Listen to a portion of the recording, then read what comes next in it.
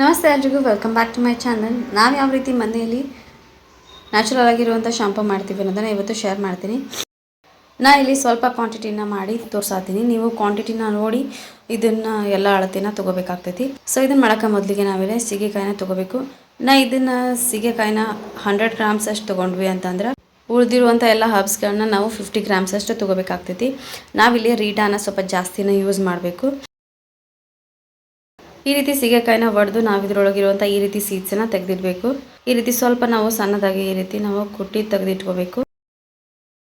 ಶಿಕಾಕಾಯಿ ಒಳಗೆ vitamin A, C, D, E, K ಅನ್ನೋದು rich ಆಗಿರ್ತೈತಿ. ಸೊ ಇದು ನಮ್ಮ ಹೇರ್ ಗ್ರೋತ್ ಆಗಿರ್ಬೋದು, ಹೇರ್ ಫಾಲ್ ಆಗಿರ್ಬೋದು, ಅಥವಾ ನಮ್ಮ ಪ್ರಿಮೆಚೂರ್ ಹೇರ್ ಗ್ರೋಯಿಂಗು ಇದು ಹೆಲ್ಪ್ ಮಾಡ್ತೈತಿ. ಸೋಪ್ನಟ್ ಒಳಗೆ ಎ, ಡಿ, ಇ, ಕೆ ಅನ್ನುವಂಥ ವಿಟಮಿನ್ಸ್ ಇರ್ತೈತಿ. ಸೊ ಇದು ನಮ್ಮ ಹೇರ್ ಗ್ರೋತ್ ಆಗಿರ್ಬೋದು, ಅಥವಾ ಡ್ಯಾಂಡ್ರಫ್ ಏನಾದರೂ ಇದೆ, ಈಚಿ ಸ್ಕ್ಯಾಲ್ಪ್ ಇದ್ರೆ, ಅಥವಾ ಇದು ನಮ್ಮ ಹೇರ್ನ ಕ್ಲೆನ್ಸ್ ಮಾಡೋದಕ್ಕೆ ಅದು ಮೇನಾಗಿ ಹೆಲ್ಪ್ ಮಾಡ್ತೈತಿ. ಸೊ ಇದರೊಳಗಿರುವಂಥ ಈ ರೀತಿ ನಾವು ಸೀಡ್ಸನ್ನ ಮೊದಲು ಇದನ್ನು ತಕ್ಕೋಬೇಕು. ಇದು ಒಂಥರ ಸ್ಟೋನ್ ಥರ ಇರ್ತೈತಿ. ಸೊ ಇದನ್ನು ನಾವು ತೆಗೆದಿಟ್ಕೋಬೇಕು. ಮೇನಾಗಿ ನಾವು ಸೊಪ್ಪನಟ ಸ್ವಲ್ಪ ಜಾಸ್ತಿನೇ ಯೂಸ್ ಮಾಡಬೇಕು. ಬೆಟ್ಟದ ನೆಲ್ಲಿಕಾಯಿ ತೊಗೊಂಡ್ರೆ ಇದರೊಳಗೆ ವಿಟಮಿನ್ ಸಿ ರಿಚ್ ಆಗಿರ್ತೈತಿ. ಸೊ ಇದು ನಮ್ಮ ಬಾಲ್ಡ್ನೆಸ್ ಆಗಿರ್ಬೋದು, ಅಥವಾ ಹೇರ್ ಗ್ರೋತ್ ಆಗಿರ್ಬೋದು, ಇದು ನಮ್ಮ ಹೇರ್ ಹೆಲ್ತನ್ನು ಇಂಪ್ರೂವ್ ಮಾಡ್ತೈತಿ.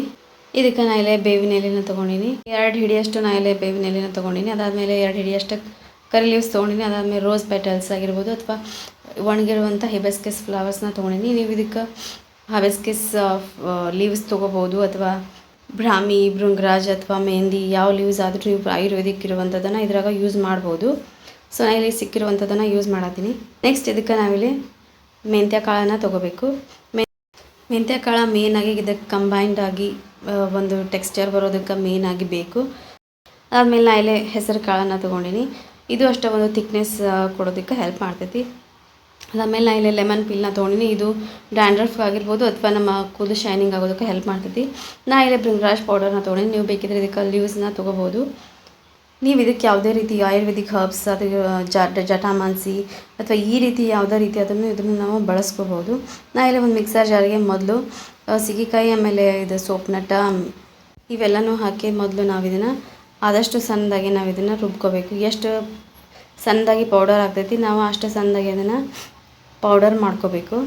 ಇದನ್ನು ನಾವು ಚೆಂದಾಗಿ ಬಿಸಿಲೊಳಗೆ ಒಣಗಿಸಿ ಈ ರೀತಿ ಮಾಡ್ಕೊಂಡ್ವಿ ಅಂತಂದ್ರೆ ಇದು ಒಂದೇ ಸತಿಗೇನ ಈ ರೀತಿ ನಮ್ಗೆ ಪೌಡರ್ ಥರ ಬರೋದಿಲ್ಲ. ಸೊ ಇದನ್ನು ನಾವು ಫಸ್ಟು ಆದಷ್ಟು ನಾವು ಇದನ್ನು ರುಬ್ಕೊಳ್ಳೋದಕ್ಕೆ ಟ್ರೈ ಮಾಡಬೇಕು. ಸ್ವಲ್ಪ ತರಿತರಿಯಾಗಿನ ಈ ರೀತಿ ರುಬ್ಕೋಬೇಕು.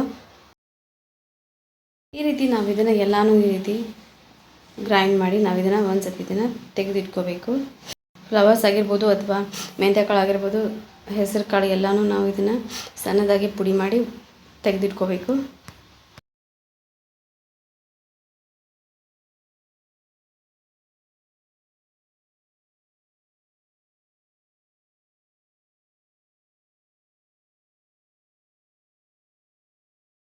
ಈ ರೀತಿ ಎಲ್ಲನೂ ನಾವು ಇದನ್ನು ಮಿಕ್ಸಿ ಮಾಡಿ ಈ ರೀತಿ ನಾವು ತೆಗೆದಿಟ್ಕೊಂಡ್ಮ್ಯಾಗ ಇವಾಗ ಇದನ್ನು ಒಂದು ಸತಿ ನಾವು ಮಿಕ್ಸ್ ಮಾಡಿ ಮತ್ತೆ ಇದನ್ನು ಮಿಕ್ಸರ್ ಜಾರಿಗೆ ಹಾಕಿ ನಾವು ಇದನ್ನು ಸಣ್ಣದಾಗಿ ನಾವು ಪುಡಿ ಮಾಡ್ಕೋಬೇಕು.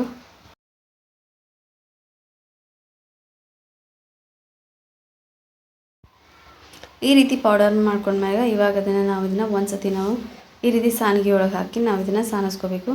ಆದಷ್ಟು ಇದನ್ನು ನಾವು ಸಣ್ಣದಾಗಿ ಈ ರೀತಿ ಸಾನಿಸ್ಕೋಬೇಕು. ಈ ರೀತಿ ಎಲ್ಲನೂ ನಾವು ಸ್ವಲ್ಪನ ನಾವು ಮಿಕ್ಸಿ ಮಾಡಿ ಈ ರೀತಿ ಸಾನಿಸಿ ನಾವು ಇದನ್ನು ಸೈಡಿಗೆ ತೆಗೆದಿಟ್ಕೋಬೇಕು. ಈ ರೀತಿ ನಮ್ಗೆ ಪೌಡರ್ ಥರ ನಾವು ಇದನ್ನು ತೆಗೆದಿಟ್ಕೋಬೇಕು.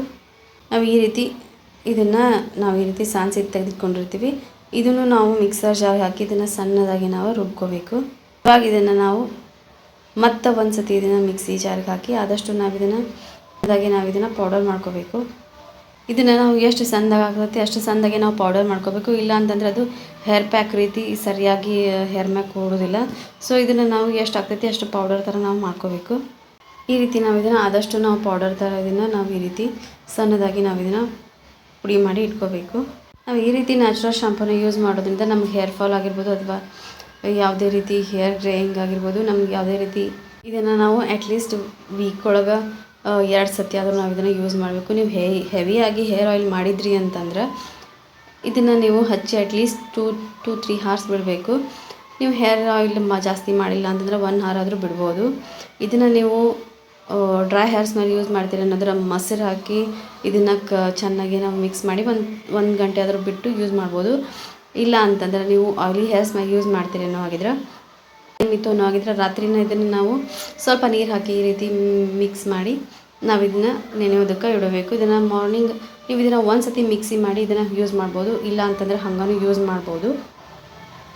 ಜಾಸ್ತಿ ಹೆವಿ ಹೇರ್ ಆಯಿಲ್ ಮಾಡಿದ್ವಿ ಅಂತಂದರೆ ಅಷ್ಟು ಒಂದೇ ಸತಿ ಇದನ್ನು ಹೇರ್ ಆಯಿಲ್ ರಿಮೂವ್ ಆಗೋದಿಲ್ಲ. ಸೊ ನೀವು ಇದನ್ನು ಸತಿ ಆದರೂ ಯೂಸ್ ಮಾಡಬೇಕಾಗ್ತೈತಿ.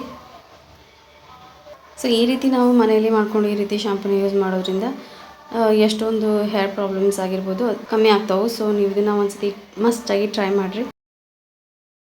ನ್ಯಾಚುರಲ್ ಶಾಂಪೂನ ನೀವು ಒಂದು ಸತಿ ಮನೆಯೊಳಗೆ ಟ್ರೈ ಮಾಡಿರಿ. ಒಂದು ಸತಿ ಹೆಂಗೆ ಅನ್ನಿಸ್ತು ಅಂತ ನಂಗೆ ಕಮೆಂಟ್ ಮಾಡಿರಿ. ಹೋಪ್ ಈ ವಿಡಿಯೋ ನಿಮ್ಗೆ ಇಷ್ಟ ಆಗಿದೆ ಅಂತ ಅನ್ಕೊಳ್ತೀನಿ. ಈ ವಿಡಿಯೋ ನಿಮ್ಗೆ ಸ್ವಲ್ಪನಾದರೂ ಇಷ್ಟ ಆಗಿತ್ತು ಅಂದರೆ ಒಂದು ಲೈಕ್ ಮಾಡಿರಿ, ಶೇರ್ ಮಾಡಿರಿ, ಕಮೆಂಟ್ ಮಾಡಿರಿ ಹೆಂಗೆ ಅನ್ನಿಸ್ತು ಅಂತ. ಸಬ್ಸ್ಕ್ರೈಬ್ ಮಾಡ್ಕೊಳ್ದೆ ನೋಡ್ತಿದ್ರಿ ಅಂದರೆ ಪ್ಲೀಸ್ ಸಬ್ಸ್ಕ್ರೈಬ್ ಮಾಡ್ಕೊರಿ. Thanks for watching and keep watching.